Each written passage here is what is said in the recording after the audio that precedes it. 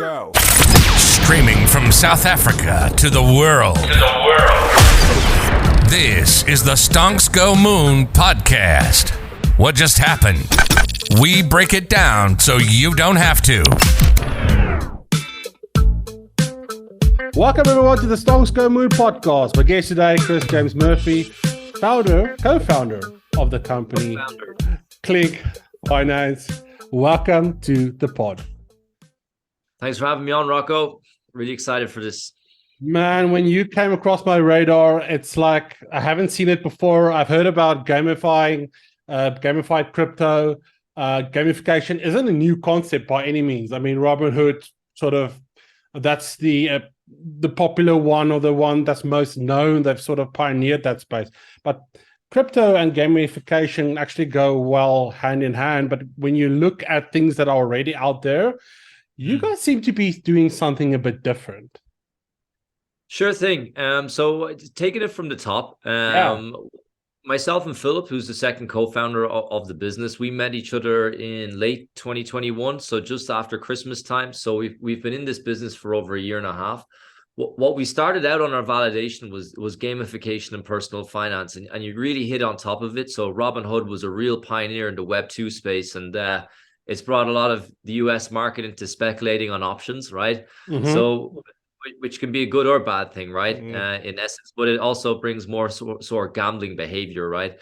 When you look at our business, the arena I always like to say we operate in is a mechanism known as prize-linked savings. So a lot of exchanges, Robinhoods, consumer and retail platforms, they do welcome speculation through gamification, whereas our consumer psychology is very much on taking a principle of holding crypto assets over time in more of a savings mechanism, right? So dollar cost averaging, building out wealth in crypto, but not speculating on a shit coin, excuse my language, right? Yeah. That's going to go up and down in the space of 24 hours. So we do gamify people to participate in holding savings over time in crypto, but not speculating on short-term volatility, etc., like many of the other platforms do. So that's how we kind of separate ourselves in the market. But I had to go and research price-linked savings because I haven't heard of it personally.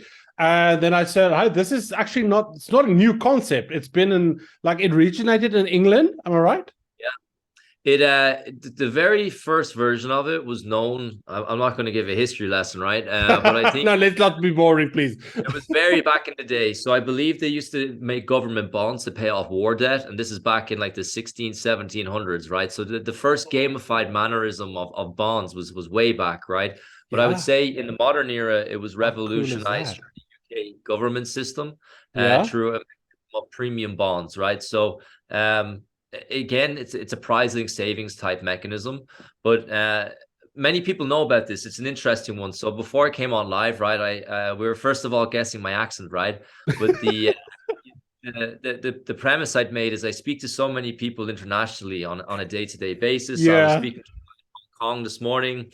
I'm speaking to a number of people in San Francisco later today.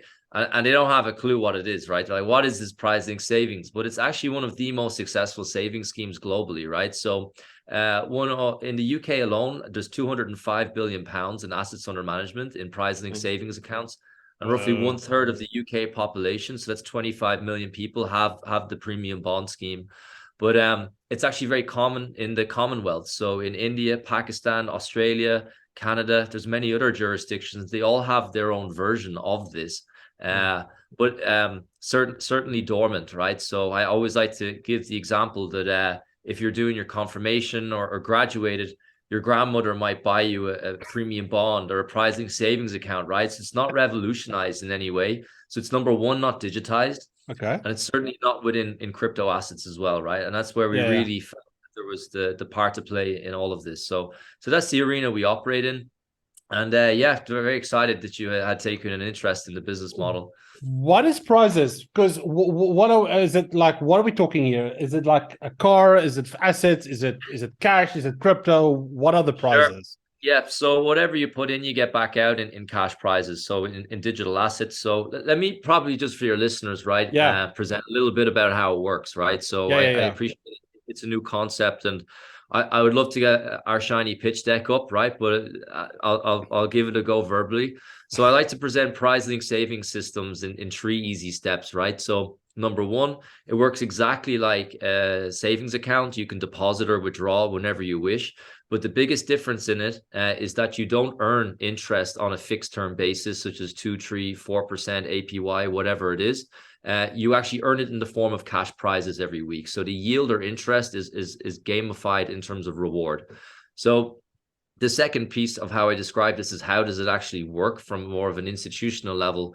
Basically, the liquidity that's in all the savings account is grouped into one pool. And the institutional level of interest that's made on that pool. So again, we mentioned the UK savings scheme. They have over 205 billion pounds in a single pool, roughly, right, give or take. The institutional level of interest that's made in the pools in prize-linked savings account is then distributed back to the user populations at random, right?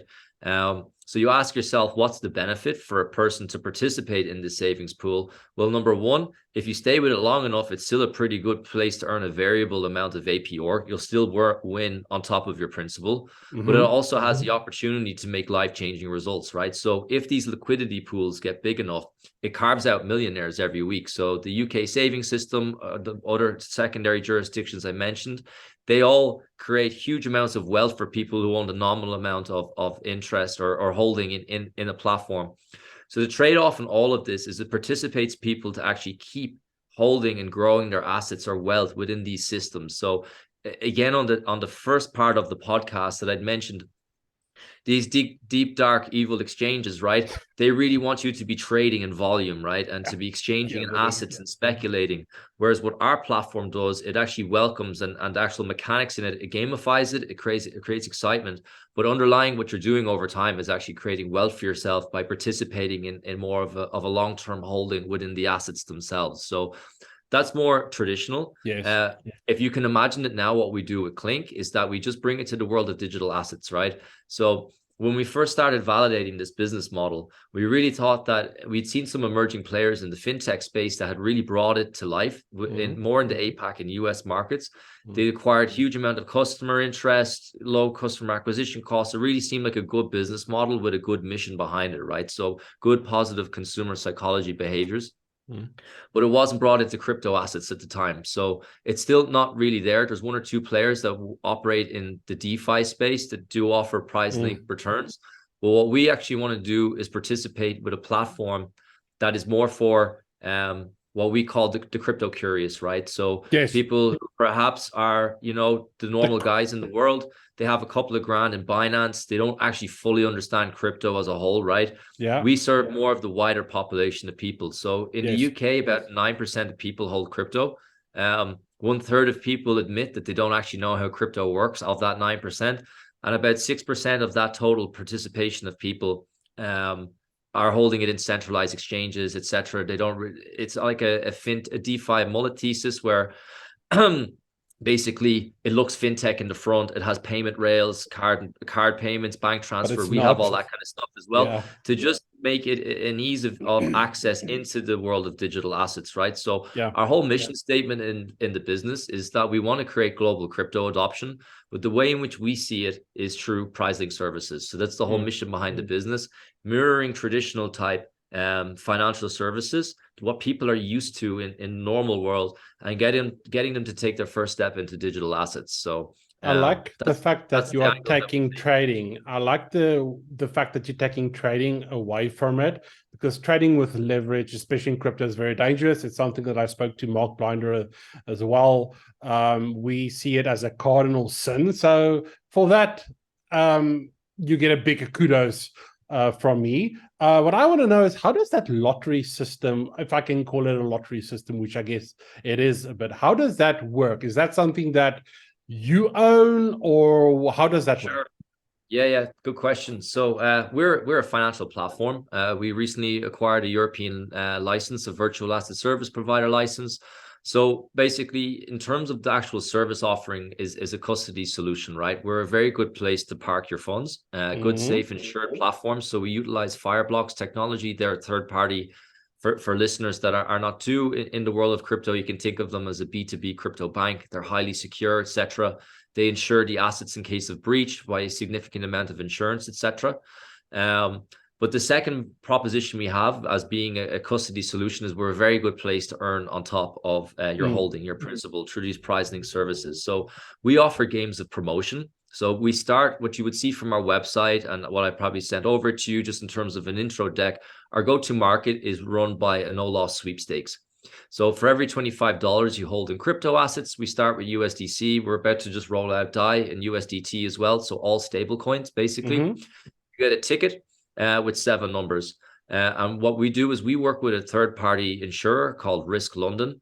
Risk London is one of the, I believe, global leading RNG, licensed RNG providers. So that's random number generation providers. So what they do is they actually run the draws. They actually run all the game mechanics, etc., and they're licensed, they're regularly audited, etc. So no participation of the game mechanics work on our side of things. We're simply a custody solution.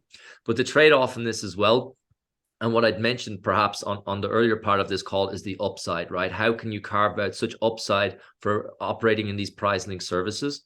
Yes. So the Risk London, they actually insure our top prize as well. So if in the case that someone by chance wins on our top prize by the formula of the sweepstakes, so the 7 numbers drawn, they win $1 million, right? So that's the top prize. Second prize is also covered by insurance, which is $100,000.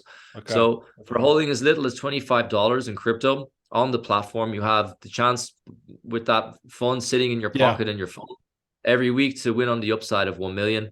Of course, if you hold more assets in the platform, your probability will build up. So still a strong opportunity to earn a variable amount of interest over time by participating in the platform, but also having the opportunity to become a millionaire every week.